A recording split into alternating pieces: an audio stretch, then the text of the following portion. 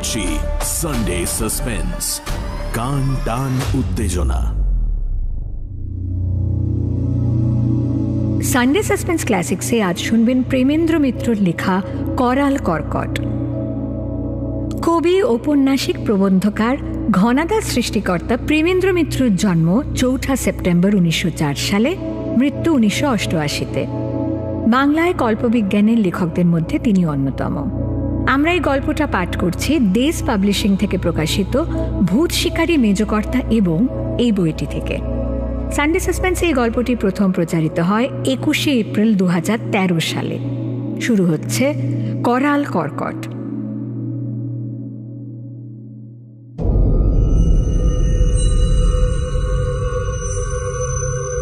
1885 খ্রিস্টাব্দে কম্বোজের পূর্ব উপকূলে একটি অসাধারণ রহস্যময় ব্যাপার ঘটে। কম্বোজের পুরনো সরকারি দপ্তরে তার উল্লেখ আছে, কিন্তু কোনো বিস্তৃত বিবরণ নেই।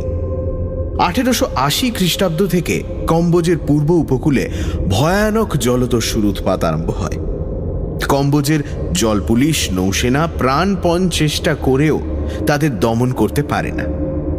দমন করা দূরে থাক, তাদের সন্ধান পর্যন্ত পায় না। কোথা থেকে যে সিন্ধু শকুনের মতোই জলদস্যুদের বেগবান ছোট জাহাজগুলি এসে বড় বড় বাণিজ্য তরীর ধনসম্পদ লুটে নিয়ে যেত, কম্বোজের যুদ্ধ তরীগুলি কিছুই বুঝে উঠতে পারত না। কম্বোজের সমস্ত কড়া পাহারা এড়িয়ে, কর্মচারীদের চোখে ধুলো দিয়ে এই জলদস্যুর দল এমন অনায়াসে তাদের কাজ হাসিল করে যেত যে শেষে তারা মানুষ নয় এমনই একটা জনপ্রবাদ সমস্ত কম্বোজের অশিক্ষিত মাঝিমাল্লাদের ভেতরে রটে গেল। বাণিজ্য তরীর জন্যে মাঝিমাল্লা পাওয়া ক্রমে দুষ্কর হয়ে উঠল। তারা মানুষের বিরুদ্ধে লড়ে জান দিতে প্রস্তুত, কিন্তু দেবতাদের বিরুদ্ধে তারা কি করতে পারে, এই হলো তাদের বুলি। পূর্ব উপকূলের ব্যবসা বাণিজ্য একরকম বন্ধ। উপরওয়ালাদের তাড়া খেয়ে পুলিশ ও নৌসেনা মরিয়া হয়ে জলদস্যু দমনে লেগে গেল, কিন্তু কিছুই হলো না। কম্বোজের পূর্ব উপকূলে দস্যুদের প্রতাপ অক্ষুণ্ণই রইল। জলদস্যুরা যে মানুষ নয়, এই কথাটাই আরো বেশি করে রটে গেল। 50 বছর বাদে কম্বোজে এখনো সে প্রবাদ লোকের মুখে শোনা যায়। তার কারণও আছে। 1885 খ্রিস্টাব্দে সাইগনের কাছে একটি অস্ত্রশস্ত্র সজ্জিত মশলা বোঝাই প্রকাণ্ড স্টিমার লুট হয়ে যায়। কম্বোজে সেই প্রথম স্টিমার, যদিও সেকেলে, কিন্তু সাধারণ ছোট জাহাজের চেয়ে অনেক বড়। এই স্টিমার লুট হওয়ার পর সেখানকার সদাগর মহলে রীতিমতো বিভীষিকা দেখা যায়। কিন্তু আশ্চর্যের বিষয়, এই স্টিমারই জলদস্যুদের শেষ লুট। তারপর কম্বোজের প্রান্ত থেকে তারা যেন জাদু মন্ত্রে অদৃশ্য হয়ে যায়। যাদের দাপটে সারা সমুদ্র একদিন থরহরি কম্পিত হতো, হঠাৎ তারা কেন এমন নিশ্চিহ্ন হয়ে অন্তর্ধান হতে পারে, এই রহস্যের কোনো মীমাংসা হয় না। এরপর জলদস্যুদের সম্বন্ধে নানা আজগুবি কিংবদন্তি রটা মোটেই আশ্চর্য নয়। কম্বোজের সরকারি দপ্তরে এই রহস্যময় ব্যাপারের উল্লেখ আছে, কিন্তু কেমন করে তারা লোপ হয়ে গেল, এ প্রশ্নের কোনো উত্তর নেই। যে সমস্যার কথাই কখনো শুনিনি, সুদূর বাংলাদেশের একটি শহরে বসে তার সমাধান জানতে পারবো, এ কথা কে ভেবেছিল? যেরকম সামান্য ব্যাপারের ভেতর দিয়ে এই রহস্যের কথা জানতে পারি, তা ভাবলে এখনো বিস্ময় লাগে। সুধীরদের বাড়ি সেদিন সকালে নিমন্ত্রণ ছিল। এমন নিমন্ত্রণ তাদের বাড়ি প্রায়ই হয়, কিন্তু সেদিন একটি বিশেষ উপলক্ষও ছিল। সুধীরের জ্যাঠামশাই সুদূর সুমাত্রায় ডাক্তারি করতেন। বহুদিন বাদে সেখানকার কাজ ছেড়ে দিয়ে দেশে ফিরে এসেছেন, সেই উপলক্ষেই খাওয়ার আয়োজন। এ কয়েকদিন স্কুলে ও স্কুলের বাইরে সুধীরের মুখে তার জ্যাঠামশাইয়ের কথা ছাড়া আর কোনো কথা ছিল না। 70 বছরের বৃদ্ধের এমন কি অসাধারণত্ব থাকতে পারে যাতে একটি কিশোরের মন মুগ্ধ হয়ে যায়, এতদিন বুঝতে পারিনি। কিন্তু বঙ্কিমবাবুকে দেখা মাত্র সে প্রশ্নের উত্তর পেয়ে গেলাম। বৃদ্ধ সত্যিই অসাধারণ। প্রথমত, বাঙালির ভেতর অমন চেহারাই দুর্লভ। 70 বছর বয়স যে তার হয়েছে, এ কথা তিনি নিজে না বললে বিশ্বাস করাই কঠিন। দীর্ঘ বলিষ্ঠ দেহ, মুখে বয়সের চিহ্ন আছে বটে, কিন্তু বার্ধক্যের জীর্ণতার পরিচয় নেই। গাম্ভীর্য দূরে থাক, মুখে বালকের কৌতুকের হাসিটি লেগেই আছে। ছোট ছেলে মেয়েদের সঙ্গে অত্যন্ত সহজে মিশে যাবার দেখলাম তার অসাধারণ ক্ষমতা। তার জীবনের বিবরণ যা শুনলাম তাও অদ্ভুত। অত্যন্ত ডানপিটে দুরন্ত ছিলেন ছেলেবেলায়, সেই জন্য তাকে নানান রকম শাস্তি ঘরে বাইরে সহ্য করতে হয়েছে। স্কুল থেকে একবার কি কারণে বিতাড়িত হয়ে তিনি আর লজ্জায় বাড়ি ফেরেননি। বহুদিন পর্যন্ত তার খবর না পেয়ে সকলে তার জীবনের আশা পর্যন্ত ত্যাগ করেছিল। অবশেষে একদিন বিলেতের ডাকে তার বাবার নামে একটি চিঠি এসে হাজির। চিঠি খুলে তিনি তো অবাক। যে ছেলে স্কুলে কোনো রকমে প্রমোশন পাবে কি না বছরের শেষে সেই দুশ্চিন্তায় তাকে রাতের পর রাত অনিদ্রায় কাটাতে হতো, বিলেত গিয়ে সে সেখানকার প্রবেশিকার বেড়া উতরে একেবারে মেডিকেল কলেজে গিয়ে ভর্তি হয়েছে। শুধু ভর্তি হয়নি, সেখানে পড়াশোনায় দস্তুর মতো কৃতিত্ব দেখিয়ে সে শিক্ষকদের বিশেষ প্রশংসা লাভ করেছে। তারপর সেখানকার মেডিকেল কলেজ থেকে সসম্মানে পাশ হয়ে দেশে ফিরে আসেন। কিন্তু ঘরে বসে থাকা তার ধাতে সইবে কেন? কিছুদিন বাদেই সুমাত্রার কাছে একটি বড় হাসপাতালের ভার পেয়ে তিনি আবার সাগরে পাড়ি দিলেন। সেই বিদেশেই তার সমস্ত জীবন কেটেছে। এই বৃদ্ধ বয়সে সে কাজ থেকে অবসর গ্রহণ করে তিনি দেশে শেষ জীবন কাটাবার জন্য ফিরেছেন। এই বিবরণ শুনেই তখন বিস্মিত হয়েছিলাম।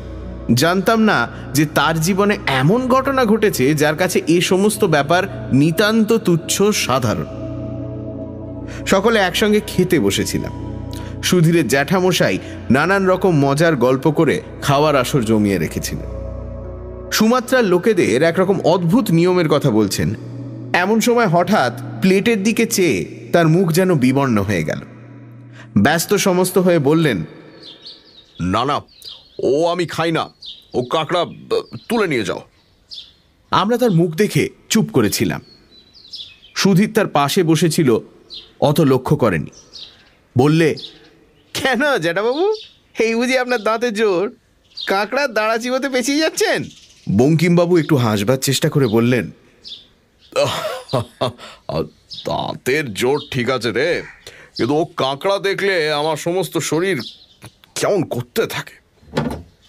তারপর উঠে পড়ে বললেন, আমার খাওয়া হয়ে গেছে বাপু, বুড়ো মানুষ, বসে থাকতে পারলুম না, কিছু মনে করো না জানো।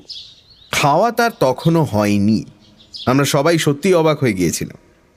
সুধীরের বাবা ছুটে এসে বললেন, ও কি দাদা, কিছু না খেয়ে উঠে পড়লে যে? হয়েছে হয়েছে, আমার খাওয়া হয়ে গেছে, এখন কি আর আগের মতো খেতে পারি?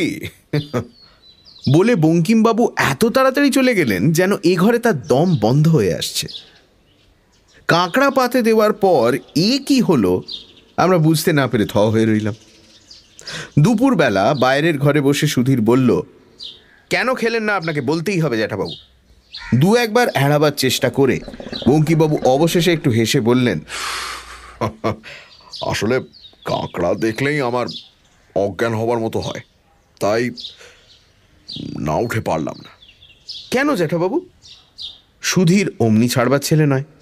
খানিক চুপ করে বঙ্কিমবাবু বললেন, তবে শোন, কিন্তু শেষকালে আমাকে পাগল ভাবিস নি যেন। এই ভয়ে পৃথিবীর কাউকে কথা আজও জানায়নি। মানুষের স্বভাব ভারী মজার। এত বড় আশ্চর্য দুনিয়ায় বাস করেও অত্যন্ত সাধারণ ব্যাপার ছাড়া আর কিছুই বিশ্বাস করতে চায় না।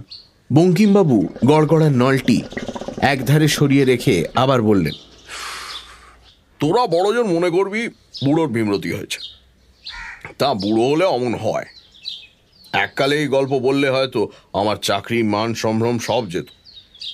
মানুষের অসাধারণের ওপর এমনই অবিশ্বাস। এইবার গল্প শুরু হল। বঙ্কিমবাবু বলতে লাগলেন 50 বছর আগের কথা। সুমাত্রায় তখন বছর কয়েক চাকরি করেছি। এমন সময় সেখানে ভয়ানক কাণ্ড শুরু হলো। সুমাত্রায় তখন বসন্তের টিকে দেবার বীজ পাওয়া দুষ্কর ছিল। শুনলাম সাইগনে একজন ফরাসি ডাক্তার নিজে পরীক্ষাগার করে টিকার বীজ তৈরি করছেন। সেই টিকার বীজ ভালো হলে তাই কিনে আনবো বলে সাইগনে গেলাম।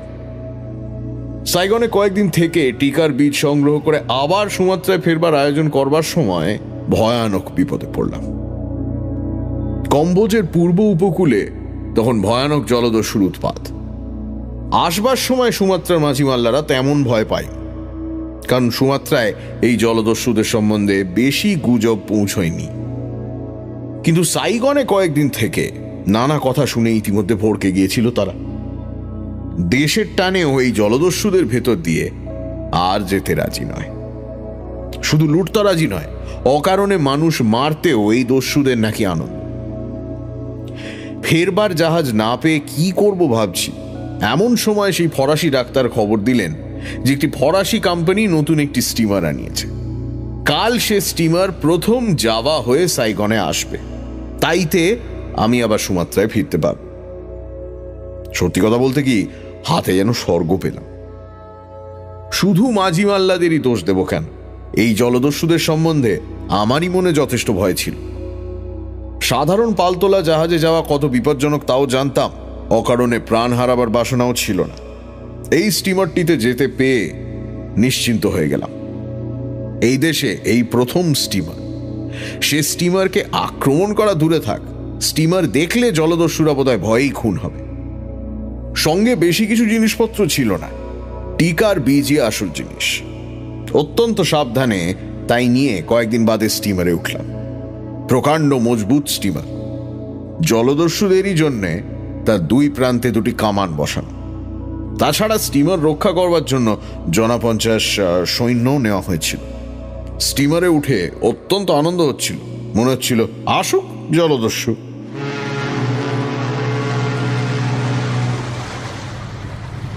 সকালে স্টিমার ছেড়ে সন্ধ্যায় যখন মাঝ সমুদ্রে পাড়ি দিচ্ছে, তখনও পর্যন্ত জলদস্যুদের কোনো চিহ্ন দেখা গেল না বলে একটু হতাশ যেন হলাম।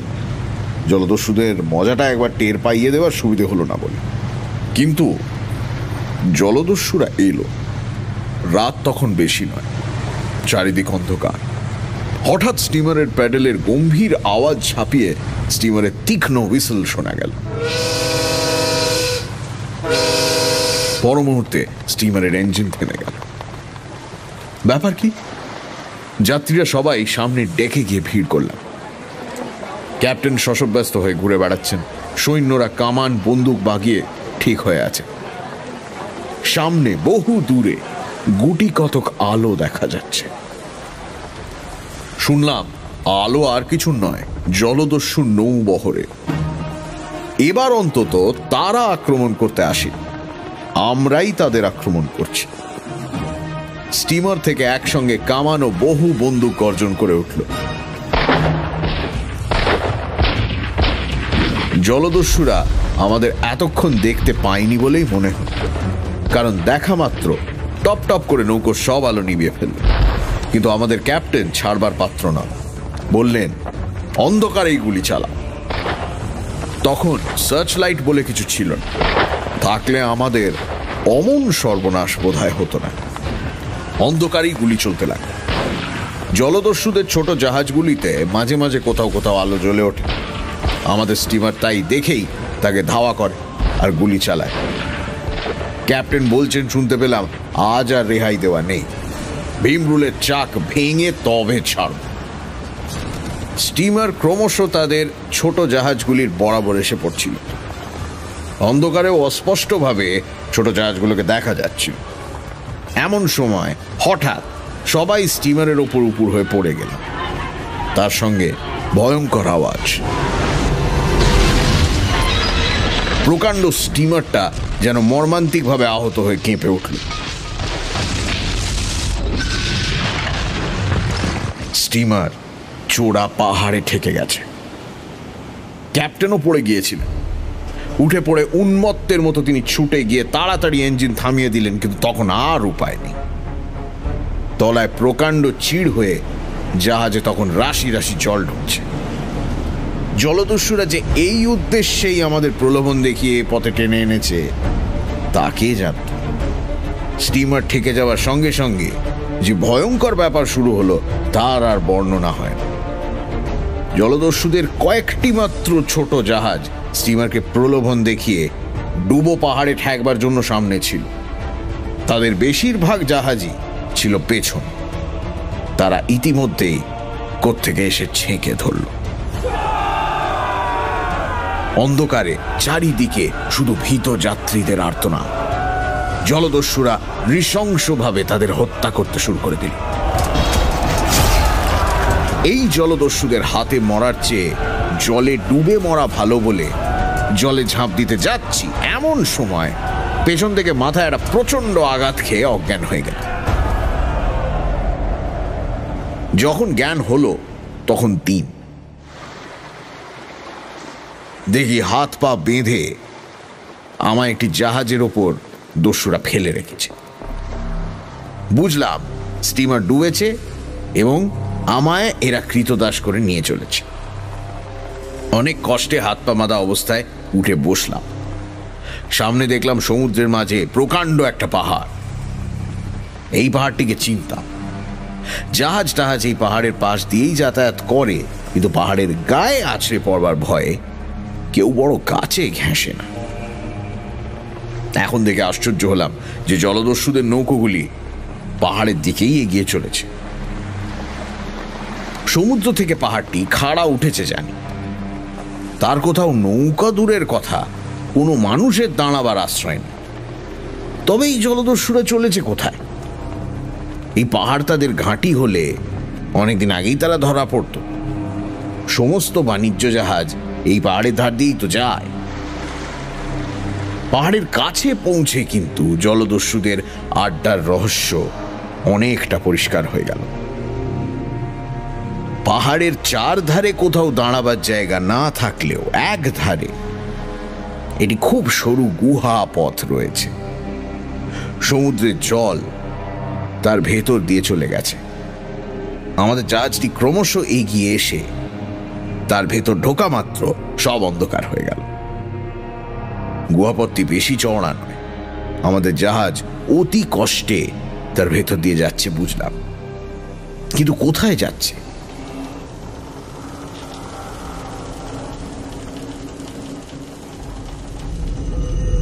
অন্ধকারে এমন প্রায় মিনিট 10 কাটল এবং তারপর চারিদিক পরিষ্কার হয়ে গেল। দেখি সামনে প্রকাণ্ড জায়গা, তার মাঝে একটি ছোট হ্রদের মতো। সমুদ্রের জল সেই হ্রদে গিয়ে শেষ হয়েছে। জলদস্যুদের জাহাজগুলি সেই হ্রদের এক ধারে ভিড়ল। সমুদ্রের পাহাড়ের মাঝখানে এমন স্থান ছিল কে জানত? এইখানে মানুষের অগোচরে জলদস্যুরা নির্ভয়ে তাদের লুট করা মাল সঞ্চয় করে বসবাস করে। আমায় ধরে জাহাজ থেকে নামিয়ে দেওয়ার পর দেখলাম আমার মতো আরো অনেককে তারা বন্দি করে এনেছে তাদের দাসবৃত্তি করার জন্য। এরপর আমাদের যে জীবন শুরু হলো তার দুঃখ আর বলে শেষ করা যায় না। মানুষ যেমন পিশাচ হতে পারে এই জলদস্যুদের দেখবার আগে তা কখনো কল্পনা করিনি। সারাদিন তাদের জন্য অকারণে হাড় ভাঙা খেটে ভালো করে একটু খাবার উপায়ও ছিল না আমাদের। চোখের সামনে তারা উন্মত্ত হয়ে সেই খাবার ফেলে ছড়িয়ে নষ্ট করত, কিন্তু আমাদের আধপেটা খাওয়াও তাদের সহ্য হতো না। সারাদিনের পর একটিবার মাত্র দাসদের অত্যন্ত কদর্য আহার মিলত। সেই কদর্য খাবারও সুখে খাবার উপায় ছিল না। জলদস্যুদের তো লুট করা ছাড়া আর কাজ নেই। একজনের হয়তো ইচ্ছে হলো কৃতদাসদের নিয়ে একটু মজা করা যাক। খেতে বসেছি, হঠাৎ হাসতে হাসতে এসে লাথি মেরে সব খাবার ফেলে দিল। কুড়োতে গেলে আবার লাথি, প্রতিবাদ করতে গেলে একটি তরোয়ালের খোঁচায় ভবলীলা সাঙ্গ।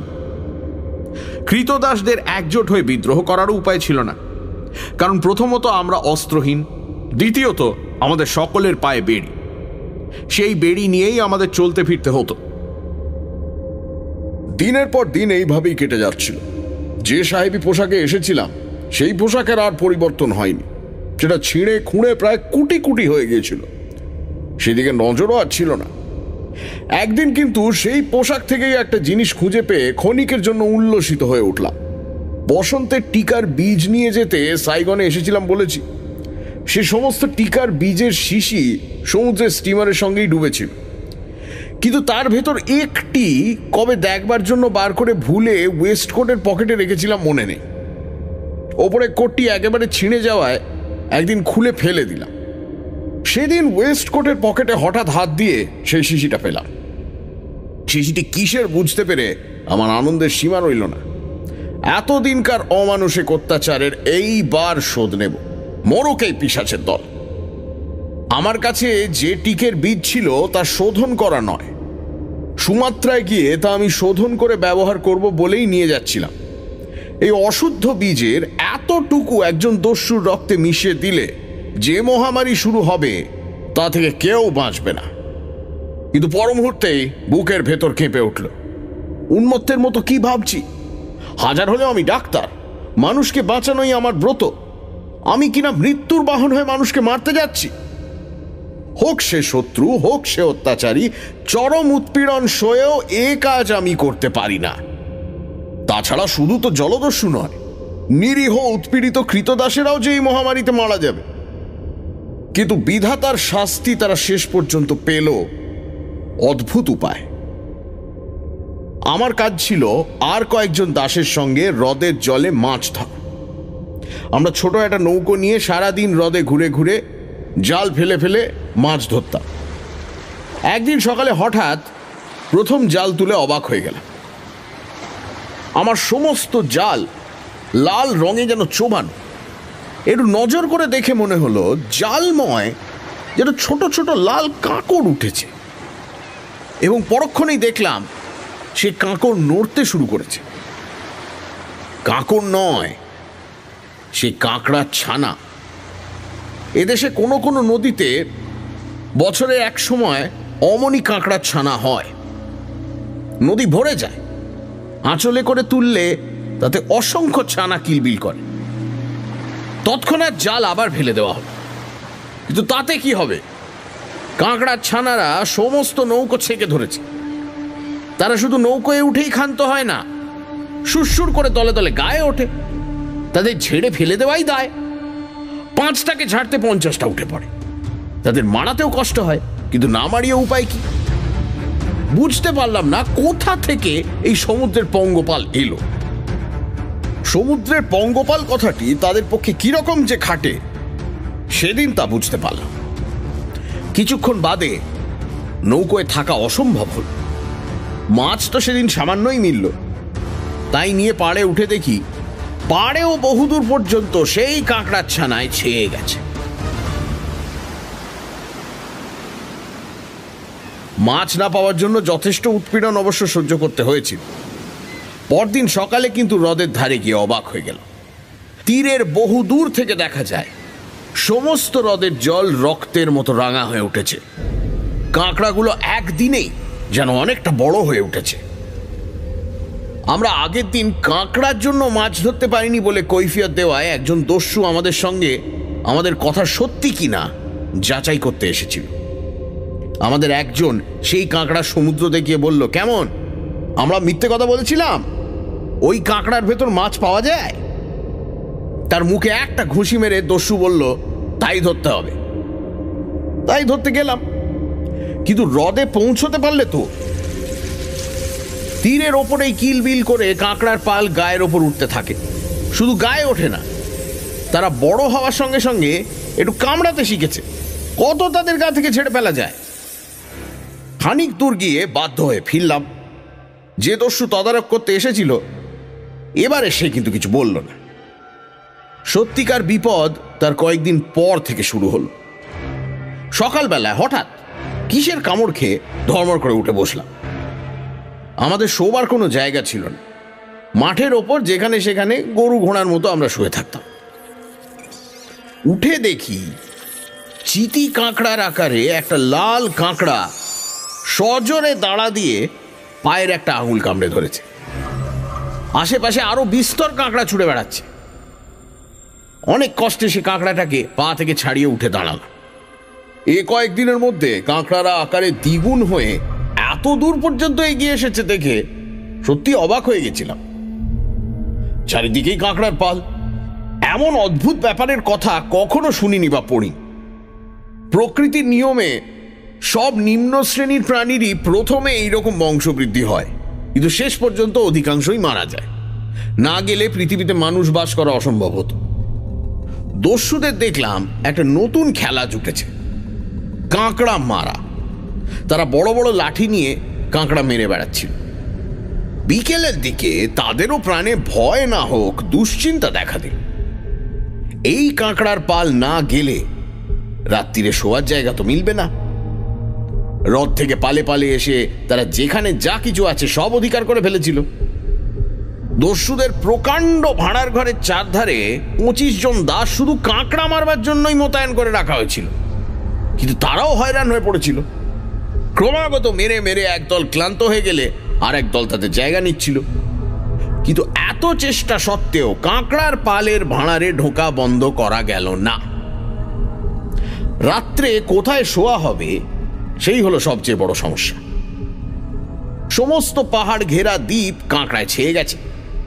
সে দ্বীপে যা কিছু আহার্য ছিল তা প্রায় শেষ করে ফেলে ক্ষুধার জ্বালায় তারা উন্মত্ত হয়ে উঠেছে বুঝতে পারলাম।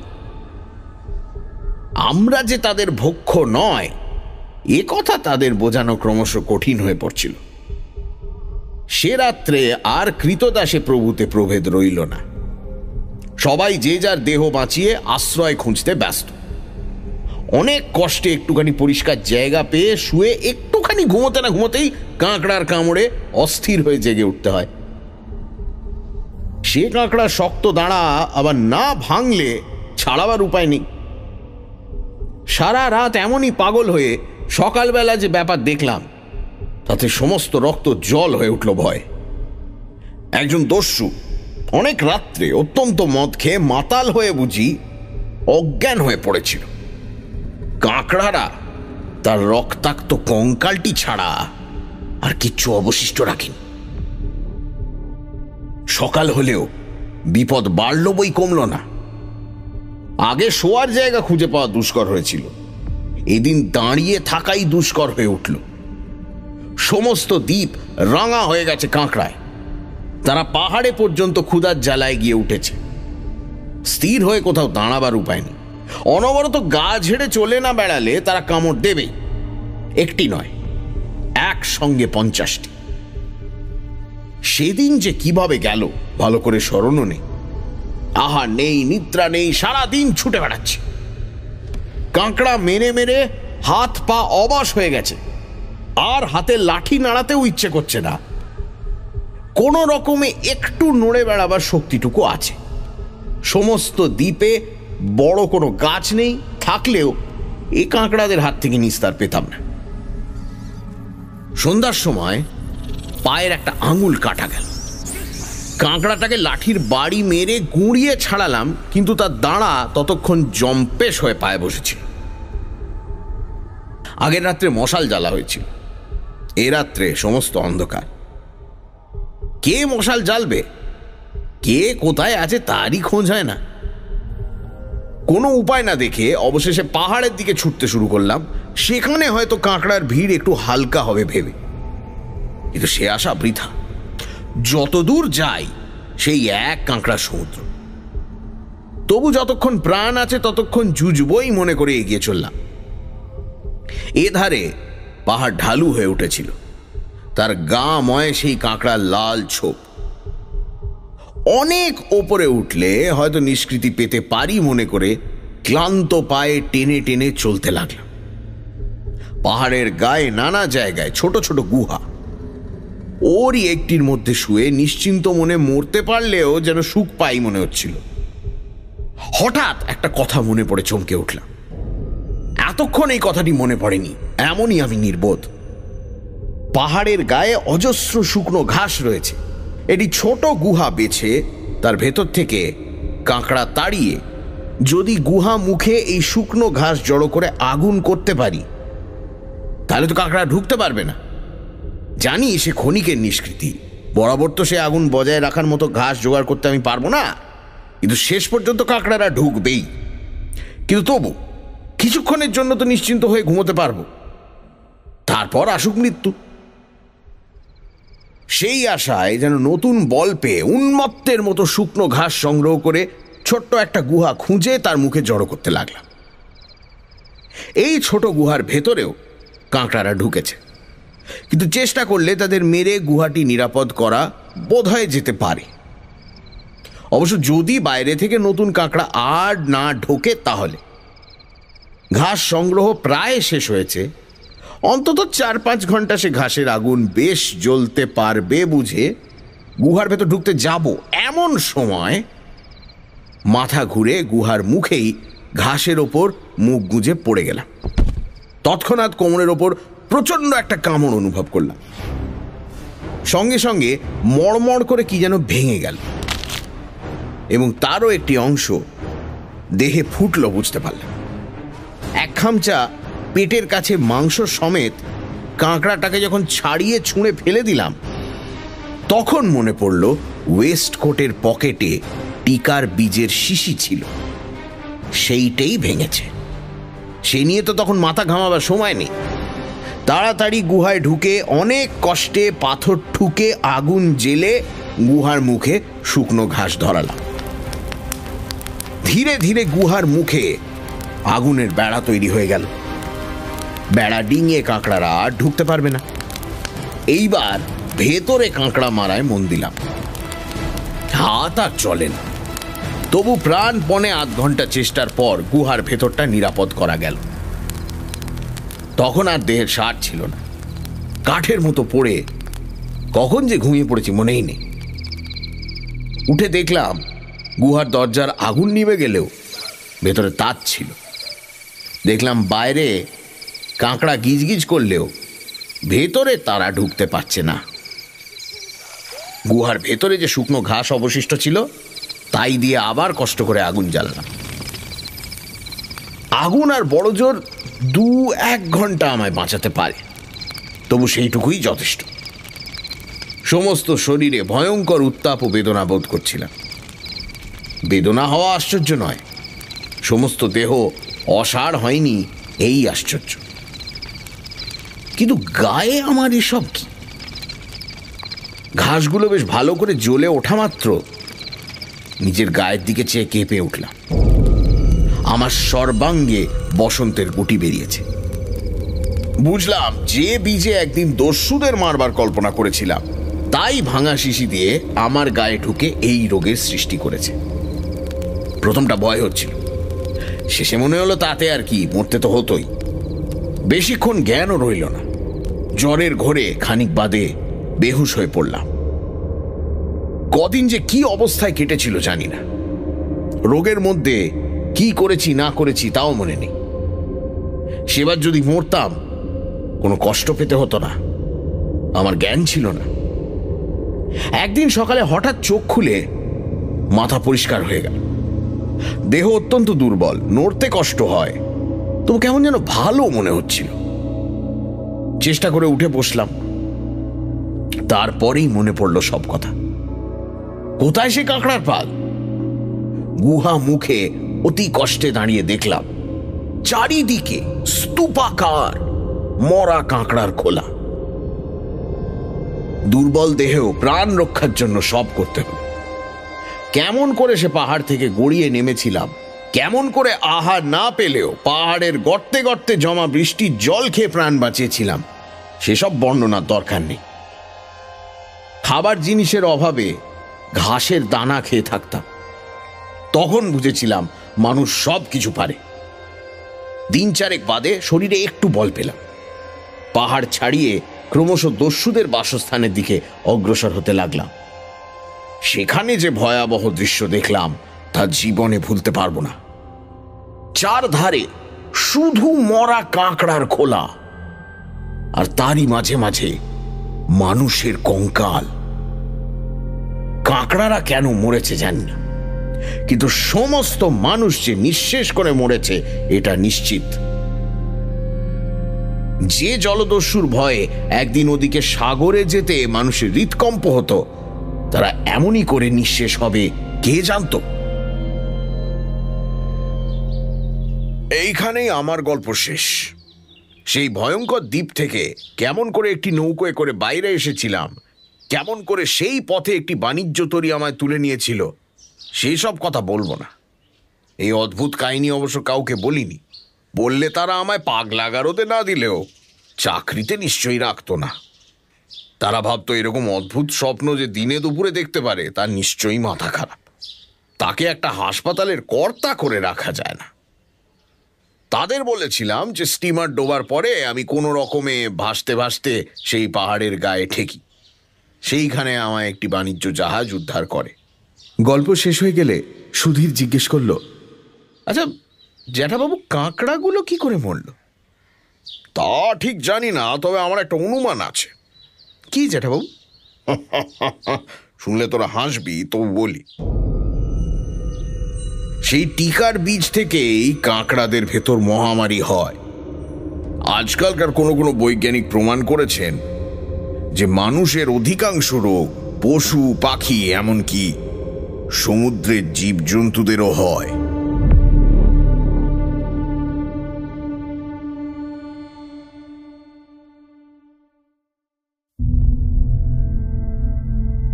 সানডে সাসপেন্স ক্লাসিক্সে আজ শুনলেন প্রেমেন্দ্র মিত্রর লেখা করাল কর্কট। গল্প পাঠে মীর দ্বীপ, শব্দগ্রহণ রিচার্ড, ধ্বনি পরিকল্পনা আবহ সঙ্গীত অভিজ্ঞান, প্রচার অলঙ্করণ জয়েন দ্য ডটস, সমগ্র পরিকল্পনা ও পরিচালনায় ইন্দ্রাণী।